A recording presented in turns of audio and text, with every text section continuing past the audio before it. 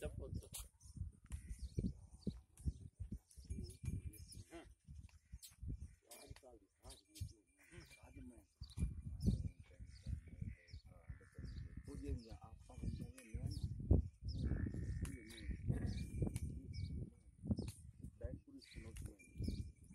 नहीं है बेटे यार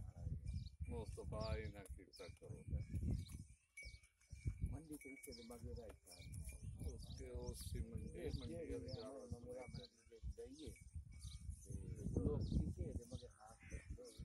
नहीं दूसरा नहीं बेच दे